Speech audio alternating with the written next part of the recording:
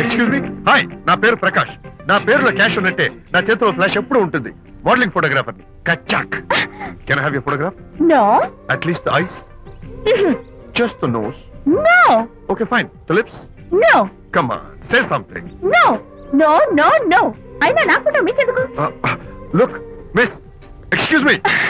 మీ face figure చాలా different గా ఉన్నాయి.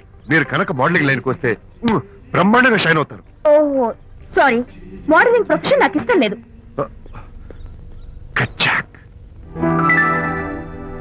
యునో, నిజంగానే రాత్రి 10 గంటలకి నన్ను తలుచుకోవద్దు అన్నాడు. నేను తలుచుకోకూడదు అనుకుంటూనే తలుచుకున్నాను.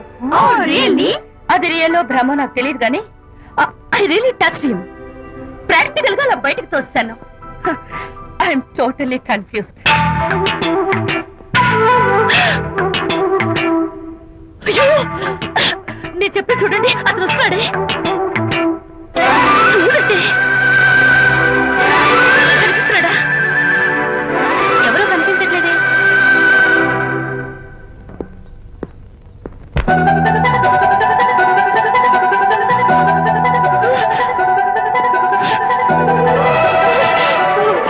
అయ్యో, నాకు కనపడుతున్నాడు, మీకు కనపడలేదంటే అయితే నేను మళ్ళీ భ్రమలో పడ్డట్టే. నా పక్కనే కూర్చున్నాడు చూడండి. నాకు కనపడుతున్నాడు, మీకెందుకే కనపడలేదు? నేను ముట్టున్నాను చూడండి. చూడండి, కనిపిస్తున్నాడు తల్లి. వాళ్ళకి కనిపిస్తున్నానంట. చెప్పానా నన్ను తలుచుకోవద్దు, డేంజర్ అని. తలుచుకున్నా వచ్చేసాను. ఫేస్ రీడింగ్ చెప్తారననే. ఆహా, అయితే నా మనసులో ఏముందో చెప్పగలరా సార్ మీరు? నీ పేరు నిర్మల. శాంతి నీకంటే అందంగా ఉంటుందని నీకు తెలిసి ఆ విషయం నువ్వు కల్పన చెప్పావు. నేను నీకు చెప్పాను కదా. Amazing, wonderful. మేడం, ఆర్డర్ నేను చెప్తాను. పావ్ బాజీ, వెజ్ బర్గర్, అందరికీ అవే తీసుకురా. గో. ఈవేళ మీరు పావ్ బాజీ, వెజ్ బర్గర్ అందరికీ ఇప్పిద్దాం అనుకుంటారు కదా.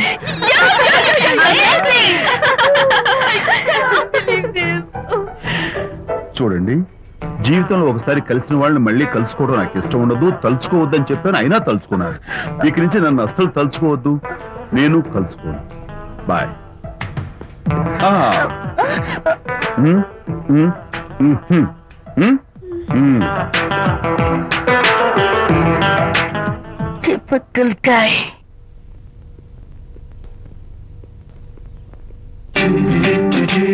కచ్చాక్. Can I have your photograph? No. At least the eyes? No. Just the nose? No. Okay, fine. The lips? No. Model గా పనిచేయటం నాకు ఇష్టం లేదని చెప్పానుగా. Of course, మీరు చెప్పారు, కానీ మోడల్ గా కాదు. మోడల్ గా నా ఫోటో స్టూడియోలో పెట్టుకుంటాను. Please No. Photograph. Sorry once again. Don't try it again. Kachak. Of course I'll try this again. Try and try again. Srirama Rama రామే తీరమి ఫేస్ చూసి మనం ఏం ఆలోచిస్తున్నాం చెప్తాడనని. ఈయనే. Excuse me. ఓ, బాగున్నారా? ఈయన మీ నాన్నగారు. చూడు బాబు, మా అమ్మాయి నీ గురించి అంతా చెప్పింది, కానీ నేను నమ్మను. మీరు నమ్మకపోతే వచ్చే నష్టం ఏమీ లేదు. అలో, నేను నమ్మాలంటే నా ఫేస్ చూసి నా మనసులో నేనేమనుకుంటున్నానో నువ్వు చెప్పాలి, అప్పుడు నమ్ముతా.